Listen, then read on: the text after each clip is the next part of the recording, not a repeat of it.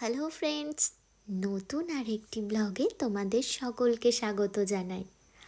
আজ তোমাদের সাথে শেয়ার করতে চলেছি খুব সুন্দর আরেকটি দর্শনীয় স্থানের। আমরা কোথায় যাচ্ছি? আমরা ভোর রাতে বেরিয়ে পড়েছিলাম শিরডির উদ্দেশ্যে।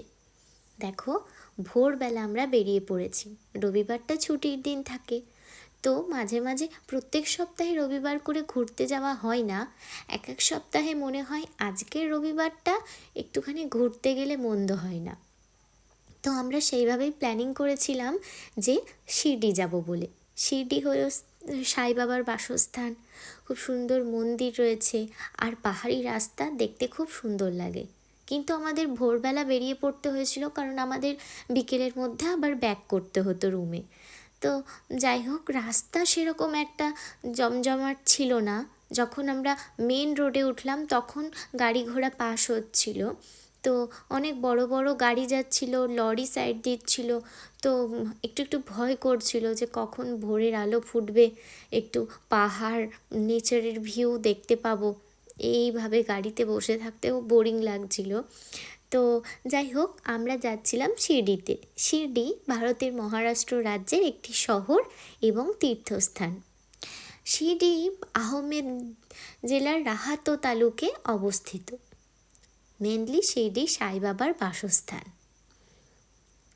এত বড় লং ট্রিপের জার্নি, মাঝে মাঝে মনে হয় বাবা কতক্ষণে রাস্তা শেষ হবে। কিন্তু পাহাড় দেখতে যখন স্টার্ট করি, যখন পাহাড়ি রাস্তায় এসে পৌঁছায়, তখন এত ভালো লাগে। দেখো, ভোরের আলো প্রায় ফুটে গেছে, পাহাড়গুলো আস্তে আস্তে দেখা যাচ্ছে। পাহাড়ের ভিউটা যে কি দুর্দান্ত লাগে, গাড়িতে বসে খুব সুন্দর লাগে। আহা, হাত বাড়িয়ে মনে হয় যেন পাহাড়টাকে জাস্ট ছুঁয়ে ফেলতে পারবো। আর যখন রাস্তাটা ক্রস করে পাহাড়ের মধ্যে দিয়ে, মনে হয় যেন আস্তে আস্তে পুরো পাহাড়ের সাথেই মিশে যাচ্ছি। ভোরের আলো তখন সবে একটু একটু ফুটছিল। নিরামিষ ভোজ এখানে শিরডিতে মেনলি নিরামিষ খাবার দাবারই খাওয়ানো হয়। এটি একটি সাংস্কৃতিক রীতি। তো আমরা বাড়ি থেকে কিছু খাবার অ্যারেঞ্জ করে নিয়ে যেতে পারিনি। কিছু শুকনো খাবার কিনে নিয়েছিলাম, কিছু রান্না করে নিয়ে যাওয়া হয়নি। আর গাড়িতে বসে বসে কিছুটা খাবার খেয়েছিলাম, কারণ ভোর রাতে বেরিয়ে পড়েছিলাম, খিদে পেয়ে যাচ্ছিল।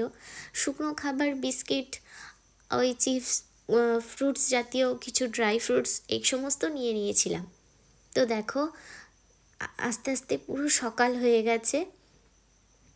কি ভালো লাগছে, মনে হচ্ছিল যে কতক্ষণে পৌঁছবো। কেন কি জার্নিটা অনেকটাই হয়ে গেছিলো ভোর থেকে একবারে বেরিয়ে। দেখো, পাহাড়গুলো কত সুন্দর লাগছে দূর থেকে। যখন যাচ্ছি, মানে দূর থেকে যখন যাচ্ছি, পাহাড়টা দেখছি, মনে হচ্ছে যেন আস্তে আস্তে পাহাড়ের সাথেই মিশে যাচ্ছি। জার্নিটা খুব ছোটোখাটো জার্নি ছিল না, অনেকটা লং রুটের জার্নি ছিল। তো তোমাদের বললাম যে শিরডি ভ্রমণের সেরা সময়টা তোমাদের বলা হলো না। শিরডি আমরা গেছিলাম হলো তোমার জানুয়ারি মাসে। শিরডি আমরা গেছিলাম জানুয়ারির ওই শেষের দিকটাতে। আর শিরডি ভ্রমণের সেরা সময় ওই অক্টোবর থেকে ফেব্রুয়ারির মধ্যে। ওয়েদারটা খুব ভালো থাকে, নইলে ফেব্রুয়ারির পর থেকে গরম পড়ে যায় খুব।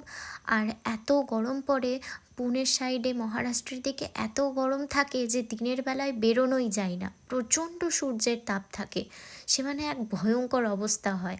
যতই তুমি এসি গাড়িতে যাও না কেন, বা যতই তুমি প্রোটেকশান নাও না কেন সূর্যের হাত থেকে বাঁচার জন্য, সানগ্লাস বা অন্যান্য কিছু ইউজ করো না কেন, কিন্তু বাপরে প্রচণ্ড গরম থাকে। তো ওই অক্টোবর থেকে জানুয়ারির মধ্যে বা ফেব্রুয়ারির মধ্যে তোমরা গেলে ওয়েদারটা খুব ভালো থাকবে এবং তোমাদের অতটা কষ্ট হবে না।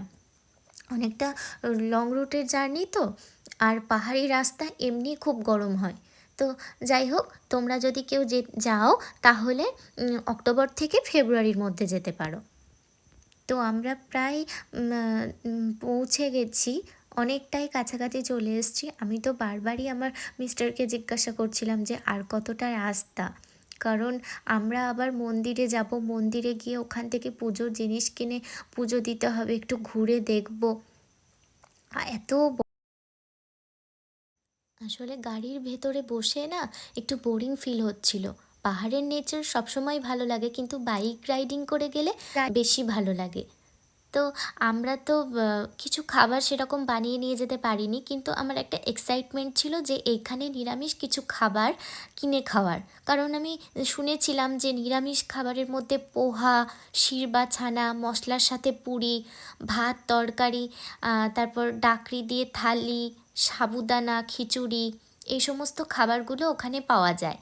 তো আমি ভাবছিলাম যে আমি পুজো দিয়ে নেব, পুজো দিয়ে ওখানকার খাবারগুলো মানে পুজোর সাথে তো ভোগ দেওয়া হয় না সেরকমভাবে, কিন্তু বাইরের যে হোটেলগুলো আছে খাবারের, সেখান থেকে নিরামিষ খাবারগুলো খেয়ে দেখব কীরকম লাগে।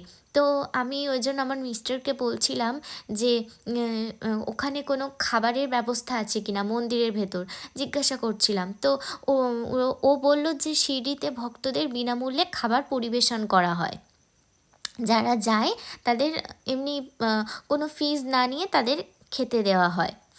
তো তারপর আমি বললাম যে ঠিক আছে, তাহলে তো ভালোই হয়েছে। তো চলো আগে আমরা যাই, গিয়ে আগে পুজো টুজো দিই, তারপর খাবার দাবারের কথা চিন্তা করা যাবে। তো আমরা প্রায় পৌঁছেই গেছি, আর বেশিক্ষণের রাস্তা নয়।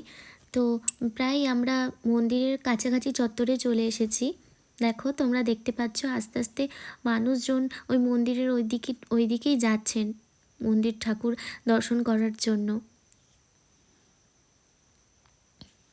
এখানে অনেক অনেক রকম নিয়ম আছে, গাড়ি পার্কিংয়ের জায়গা খুব সুন্দরভাবে ব্যবস্থা করা হয়েছে।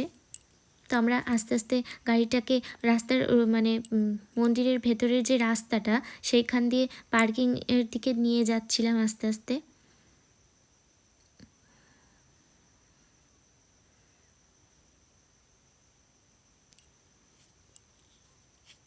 তারপর গাড়ি থেকে নেমে হাঁটতে শুরু করব।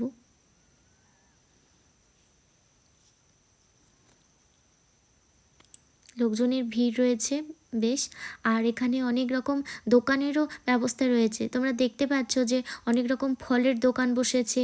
ভেতরের দিকে তোমাদের নিয়ে যাচ্ছি, চলো দেখতে পাবে। ওখানে পুজোর সামগ্রী কিনতে পাওয়া যায়, ফুলের দোকান, অন্যান্য পুজো দেওয়ার সামগ্রী সমস্তই পাওয়া যাবে। দেখতে পাচ্ছ তোমরা কত রকম দোকান বসেছে। তোমরা চাইলে পুজোর জিনিস সেখান থেকেই পেয়ে যাবে, বাড়ি থেকে কিছু আর ক্যারি করে নিয়ে আসতে হবে না। মালা রয়েছে, কত রকম সুন্দর সুন্দর ফুলের, কত রকম ডিজাইন করা ফুল রয়েছে, ফুলের মালা রয়েছে।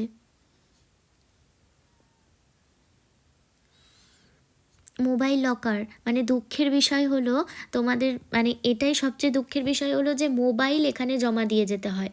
মোবাইল নিয়ে ভেতরে অ্যালাউ করেন না। মোবাইল এখানে জমা রেখে, তারপর এখানে জুতো টুতো সমস্ত কিছু ভেতরে জমা রেখে ব্যাগ, তারপর মন্দিরের ভেতর প্রবেশ করতে হয়। এটা এখানকার নিয়ম।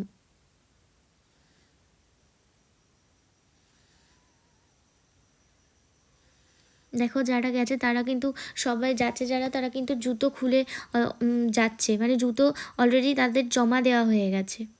এবং কি এমনকি ফোনও জমা নিয়ে নেওয়া হয়। আমরা তো জাস্ট ভিডিওটা করছিলাম যখন, আমি মানে দেখো কত ভিড় হয়েছে, বাইরে থেকে অতটা মন্দিরের ভেতরটা এত ভিড় হবে বাইরে থেকে বোঝা যাচ্ছিল না। তবুও আমি তোমাদের সাই বাবাকে দর্শন করিয়ে দিলাম। তোমাদের যদি আমার এই ভিডিওটা ভালো লেগে থাকে অবশ্যই একটা লাইক করে দিও, কমেন্ট করে জানিও, এবং আরও সুন্দর সুন্দর ভিডিও দেখার জন্য আমার চ্যানেলটা সাবস্ক্রাইব করে দিও। Thank you.